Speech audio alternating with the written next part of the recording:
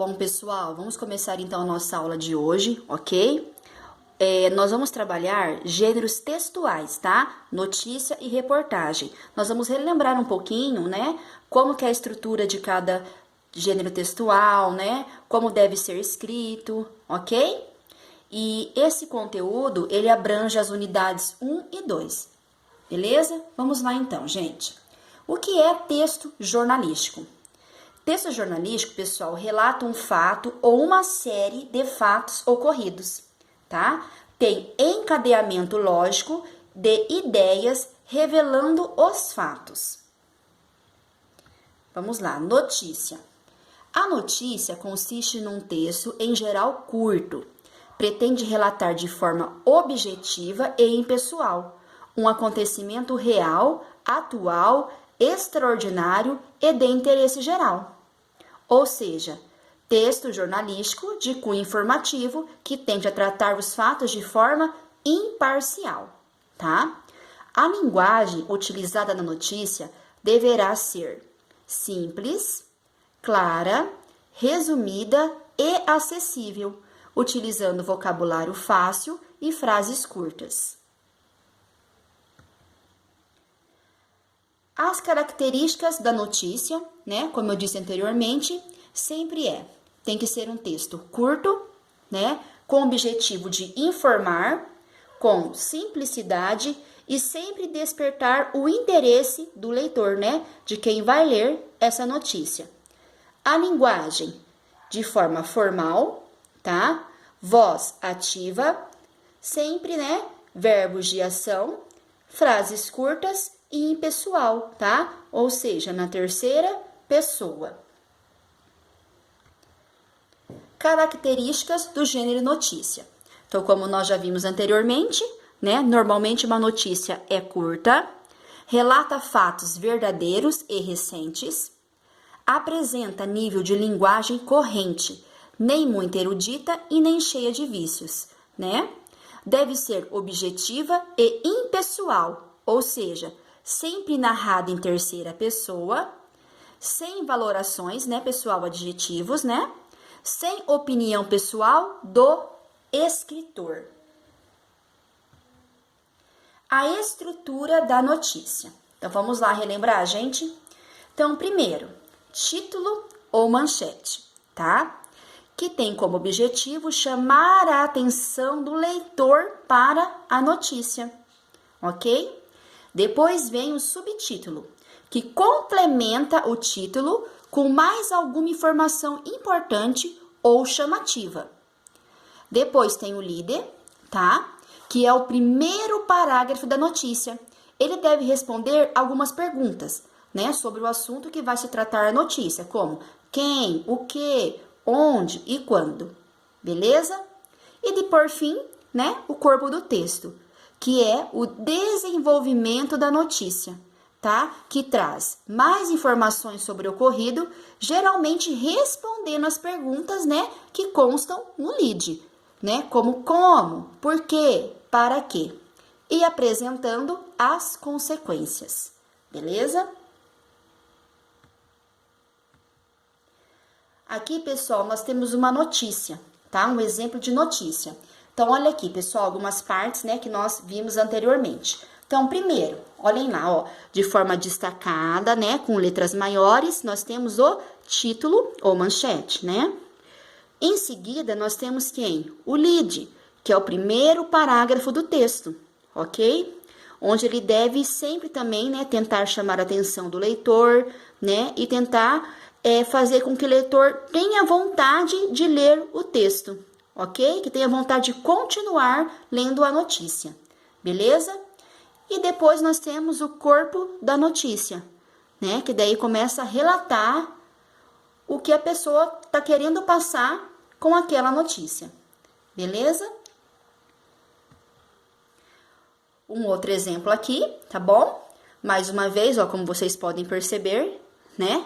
O título do texto, né, da notícia, sempre de forma assim destacada, né, para chamar realmente a atenção do leitor. Nessa aqui nós temos um subtítulo, depois o lead, que é o primeiro parágrafo, e depois o corpo da notícia, beleza?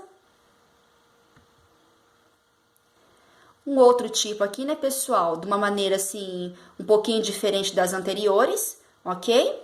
Então, aqui também nós temos, ó, a manchete ou título, tá? De forma também destacada, o olho do texto, ok? O lead, e depois, aqui não está, né, marcando, mas depois aqui também é o corpo do texto, beleza? Mais um exemplo, tá? Mais uma vez, ó, o título ou manchete, o lead, tá? E logo em seguida do lead, né? Aqui não tem continuação, mas aí seria o corpo do texto, ok? Título, né? Vamos então entender um pouquinho de cada um. Que qualidades deve ter o título? Deve conter informação básica para o leitor, ser atrativo para despertar o interesse e deve ser breve, né, gente? Nunca pode ser um título tão grande que faz o leitor até cansar de ver aquele título, tá? Então, sempre breve. Aparece no início da notícia, é o que chama a atenção para ler a notícia. Não é muito longo, mas deve estar sempre em destaque, com letras gordas, negrito e com um tamanho superior ao resto da notícia. Ou seja, gente, ele tem que vir diferenciado, que como nós já vimos em sala de aula, né, e estamos vendo agora, o título ele tem que chamar a atenção do leitor, fazer com que o leitor tenha vontade de ler aquela notícia, ok? Se o título não chamar a atenção das pessoas e nem for criativo, muitas delas não leem a notícia e nem sequer chegam a ler o lead, tá? Aqui, pessoal, nós temos dois tipos de título, olhem só. Assalto num banco do Porto. O outro título, ladrão apanhado em flagrante ao assaltar um banco no Porto. Então, pessoal, esses dois títulos, eles se referem à mesma notícia, só que apenas um deles motiva mais as pessoas a lê-la, né? Que chama mais atenção, ok? Lead. Bom, o lead, pessoal, geralmente é o primeiro parágrafo e ele responde quase tudo o que os leitores desejam saber, né? Claro, de uma forma resumida, ele vai apenas instigar o leitor a ler o restante da notícia, né? A ler o corpo do texto. Então, olha só. Com quem se passou, que é o sujeito, o que aconteceu, né, que é a ação do acontecimento, o sítio onde ocorreu, né, pessoal, quando eu quero dizer sítio, é o local da ocorrência, tá? Quando se passou, que é o momento da ocorrência, e é uma espécie de resumo da notícia, ok? Então, naquele primeiro parágrafo ali, ele tem que dar uma resumida em tudo que a notícia vai tratar, ok? A maioria das pessoas só lê o lead da notícia e a partir daí decide se lê a notícia toda ou não. Este deve ser o objetivo e chamativo, tal como o título, tá? Então, pessoal, assim como o título, o lead também ele deve ser chamativo, tá? Para que o leitor tenha vontade de continuar lendo a notícia, né? O texto. Porque como eu já foi falado ali em cima, a maioria das pessoas, gente, primeira coisa que lê, o título e o lead. Se ela se interessar, ela continua ali lendo a reportagem, a notícia. Caso contrário, já para por ali mesmo, tá? Então, por isso que sempre o título e o lead tem que fazer um jeito, né? Fazer uma forma de chamar a atenção do leitor para a notícia, beleza? Corpo da notícia. O corpo da notícia fala mais profundamente da notícia. Geralmente, quando a notícia fala de um tema interessante e os leitores têm tempo, gostam de ler esta parte da notícia, pois é mais detalhada, diz como se passou e por que se passou. Beleza? Então, pessoal, o corpo da notícia é a notícia em si, né? Ela vai relatar, né? Vai responder as perguntas do lead, ok? Agora vamos para a reportagem, tá? A reportagem, pessoal, é um gênero textual jornalístico de caráter informativo. É um texto extenso, resultado de uma investigação mais detalhada dos fatos, acrescentando as informações em maior profundidade. Vamos lá, então, para as características, tá? é uma notícia ampliada, tá? Consiste em assuntos ou fatos. Tem mais detalhes dos fatos, tá? Dos fatos. É um pouco mais abrangente que a notícia, beleza? Relata de forma expositiva, interpretativa e opinativa, ok? A linguagem, pessoal, é uma linguagem formal, objetiva, direta, ok? Tem mais descrições, narrações, impessoal e pessoal, beleza? A reportagem pode conter tema, entrevistas, pesquisas, dados e imagens, né? Que são os textos não verbais.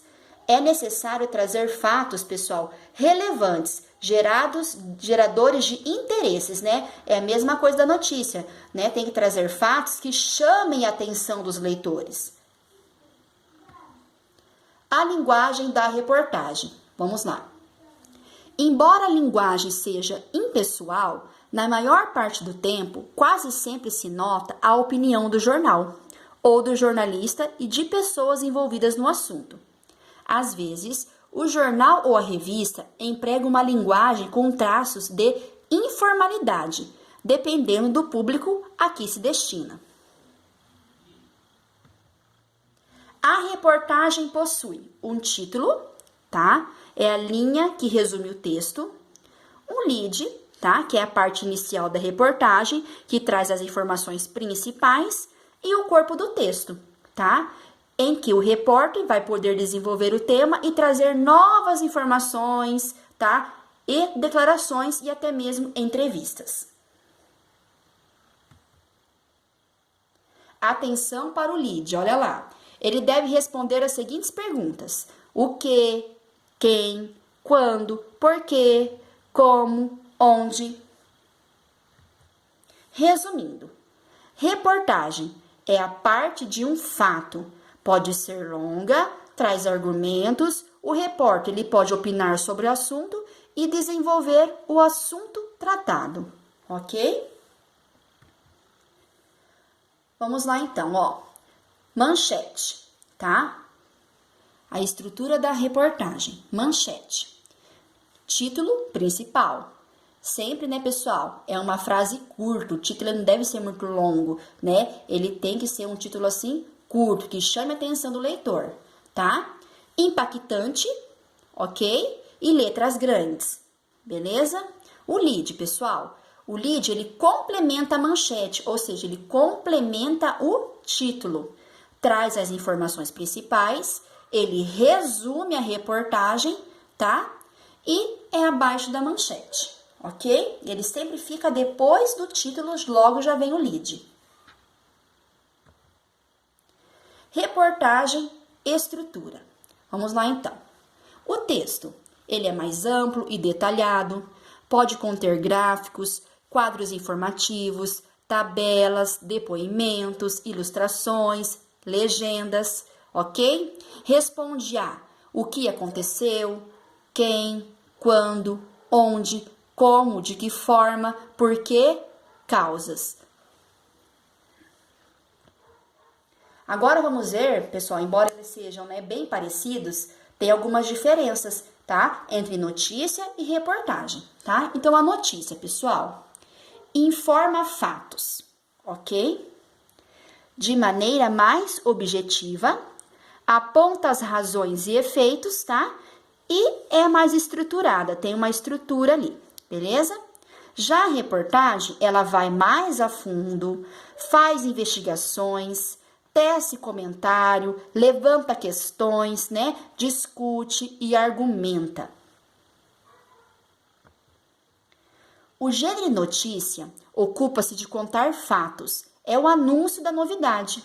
A reportagem, por sua vez, também possui um caráter informativo, mas é um relato jornalístico mais aprofundado, que busca contextualizar um fato, expor as causas e consequências, ir além do fato, tá? Ser mais abrangente. Olha lá então, pessoal. Notícia e reportagem. Olha lá a diferença, tá? A notícia. Resumindo, né? O que aconteceu? Já a reportagem, ela vai buscar o quê? As causas e os efeitos do que aconteceu, ok?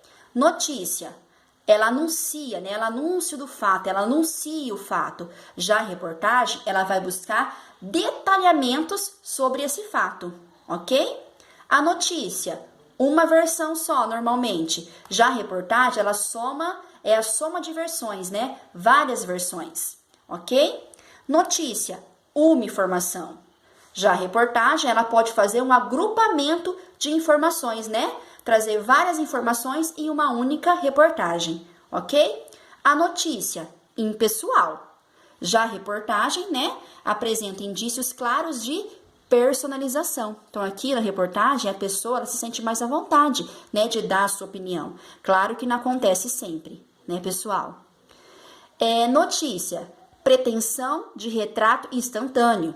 Reportagem, narrativa com inquérito e entrevista. Notícia, apresenta. Reportagem, fixa a notícia, cria raízes e galhos, tá? Então, a reportagem, como vocês podem ver, pessoal, ela trata o assunto, né, o conteúdo mais aprofundado, né? Ela tenta, assim, contextualizar o fato, tá? Já a notícia, assim, ela também informa, mas é de uma maneira mais superficial. Agora, pessoal, quero relembrar com vocês algumas coisas, tá? Perdão, algumas coisas não, né? Os sinais de pontuação, tá? Porque muitas vezes vocês acabam ali esquecendo, né? Como usar aquele sinal de pontuação, onde que eu uso interrogação, exclamação, beleza? Então, vamos dar uma relembrada aqui bem rapidinho. Definição. Então, primeiramente, o que é a pontuação? A pontuação, gente, indica na escrita as várias possibilidades de entonação da fala, além de ajudar na expressão de pensamentos, sentidos e emoções, tornando mais clara e precisa a compreensão do texto. Os sinais de pontuação apontam para a questão do ritmo da escrita, ok? Então, dependendo do sinal que eu for usar ali, a pessoa que vai estar lendo o que eu escrevi, ela vai ler de uma forma, ok? E vai entender também de uma forma, como vocês vão ver um pouquinho mais à frente, tá? Tipos de pontuação, né? 3 tipos básicos. Sinais que indicam que a frase não foi concluída, tá? Então, que a frase ainda não teve fim. Nós temos lá a vírgula, tá?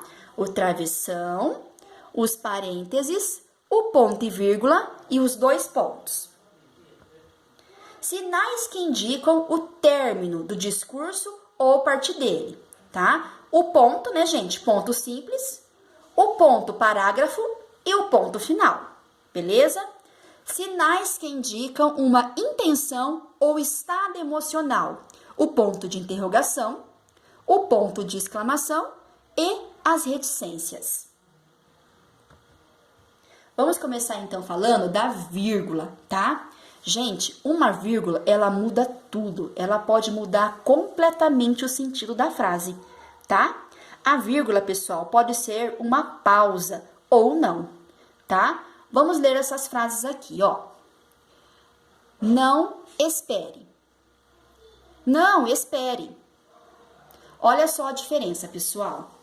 Na primeira frase, né, a vírgula, ela veio depois do não. Ok? Então, eu leio lá como? Não espere. A segunda frase, ela não contém vírgula, então eu já leio direto. Não espere. Então, olha só a diferença, pessoal. A primeira, eu tenho a impressão, eu tô falando assim pra pessoa, né? Não espere, né? Como, espere mais um pouco, não vá embora agora, né? Não, espere, né? Já a segunda, ó, não espere, né? Então, quer dizer, pode ir, vai, né? Então, pessoal, olha a diferença, né? Então, às vezes, pessoal, a gente tem que tomar cuidado, porque às vezes a gente quer dizer uma coisa e quando a gente coloca a vírgula, né, na posição errada, a pessoa que vai ler, ela vai entender uma outra coisa que não tem nada a ver com aquilo que nós queríamos escrever, tá? Ela pode sumir com seu dinheiro. Olha lá, pessoal, né? A vírgula também lá na matemática, ó. 23,4, né? 23,40. E olha lá, se eu colocar ela né, numa outra posição. Como que vai ficar? R$ 2,34. R$ 2,34, ok? E ela pode ser também autoritária. Olha lá. Aceito, obrigada. Aceito, obrigado. Tá? Olha só a diferença das frases, gente. Né? Tudo por questão da posição da vírgula e dela de ter e também não ter a vírgula em uma frase. Ela pode ser também a solução. Olha lá, um outro exemplo. Vamos perder, nada foi resolvido. Vamos perder nada, foi resolvido. Então, olha aqui a diferença, gente. Primeira frase. Vamos perder, nada foi resolvido. Então, aqui já tá dando a entender que aqui já foi tudo perdido.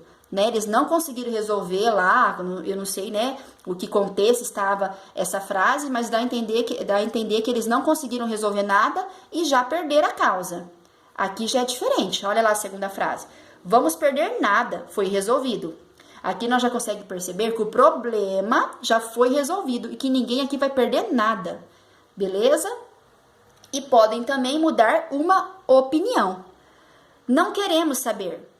Não. Queremos saber. Olha a diferença. Na frase que não tem vírgula, olha lá, não queremos saber. Dá a impressão aqui que a pessoa não quer saber de nada, né? Que a pessoa tem que falar, que a pessoa tem que fazer, né? Depende do contexto que está inserida a frase. Aqui na segunda frase já é diferente. Não queremos saber. Então quer dizer que a pessoa quer saber sobre determinada coisa, né? Ela fala, não, peraí, nós queremos saber sim, né? Principais casos para o emprego da vírgula, tá? Então, o primeiro é a enumeração.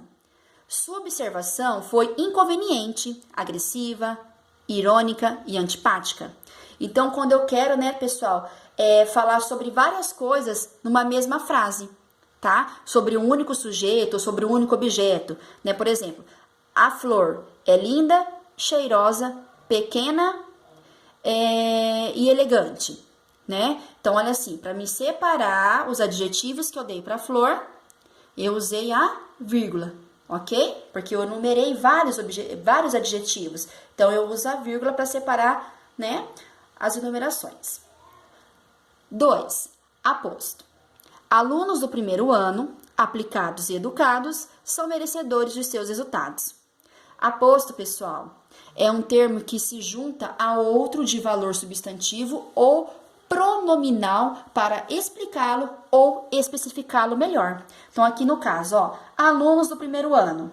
Aí aqui ela vai explicar melhor, olha, aplicados e educados são merecedores de seus resultados. Então, pessoal, aqui ela não quis dizer que são todos os alunos merecedores, né? São apenas os alunos aplicados e educados. Beleza? Ponto e vírgula. Indica uma pausa mais longa que a vírgula. Algumas funções. Número 1. Separar as partes que tenham orações já separadas por vírgulas, né? Então, quando eu tenho uma frase lá que já contém uma vírgula e eu preciso separar novamente uma oração, eu vou usar o ponto e a vírgula, tá? Olha lá o exemplo dessa frase, ó. Já tive muitas capas e infinitos guarda-chuvas, vírgula, mas acabei me cansando de tê-los e perdê-los. Aí, para não usar novamente a vírgula, a pessoa usou ponto e vírgula. Há anos vivo sem nenhum desses abrigos e também, vírgula, como toda a gente, vírgula, sem chapéu, ok? 2. Separar itens em uma enumeração. Olha lá. A prova constará de A. Um estudo do texto, ponto e vírgula. 5 questões gramaticais contextualizadas, ponto e vírgula. C. Uma redação sobre o tema abordado no texto, ponto final, ok? Os 2 pontos, funções, introduzem fala, discurso direto, tá? Olha lá então, pessoal. A aeromoça disse, 2 pontos, por quê? Agora vai vir uma fala. Os passageiros devem permanecer sentados até o pouso da aeronave, ok? 2. Introduzem citação. Diz Mônica, reitor em Manual de Semântica. A aceleração do mundo moderno impõe o repensar da ciência. Então, aqui, pessoal, né, não foi usado o ponto, o travessão, beleza? E ela continuou na mesma frase. Então, ela colocou o quê? 2 pontos para explicar o que a Mônica queria dizer, beleza? Introduzem uma explicação, resumo ou consequência do que disse antes. Que nem aqui, ó, go. Agora ele vai explicar, né, sobre o go. Ele vai colocar go, 2 pontos. Daí vem a explicação. O carro que menos desvaloriza no Brasil. Então, vocês podem perceber aqui, ó, tá? As reticências. Empregam-se as reticências, número 1, para indicar que o sentido vai além do que é dito. Olha lá o exemplo, pessoal. Roberto imaginou-se com Paulo, os dois em uma ilha, comendo uvas e dando risadas, tá? Então, aqui dá a impressão, ó, que vai ter continuação, né? Que vai além dessa frase aqui, beleza? 2, para indicar hesitação ou dúvida. E a prova, filho? A prova não foi muito bem, tá? Os parênteses, tá? Funções, fazer comentários ou intercalações acessórias, tá? Olha lá o exemplo, pessoal. Todas as pessoas inteligentes são cheias de dúvidas, eu acho. Então, ele quis fazer um comentário depois, né, dessa frase. Então, ele colocou entre parênteses, beleza?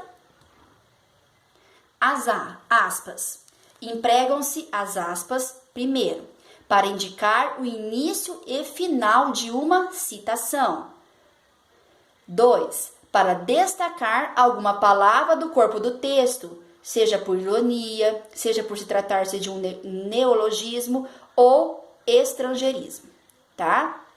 Olha lá os exemplos, ó. Os anjinhos já estão prontos, né? Então, os anjinhos ali está entre parênteses, né? Pode ser uma ironia ali, ok? O coffee break será às 15 horas. 3. Para marcar diálogo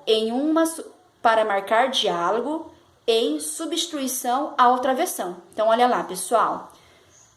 Reticências, aquela menina estuda aqui no CM. Reticências, perguntou Nicodemos, tá? Então, também para substituição dos travessões, tá? Quando tem um diálogo. O travessão, empregado para indicar a fala, tá? Começo ou fim e a mudança de interlocutor, tá?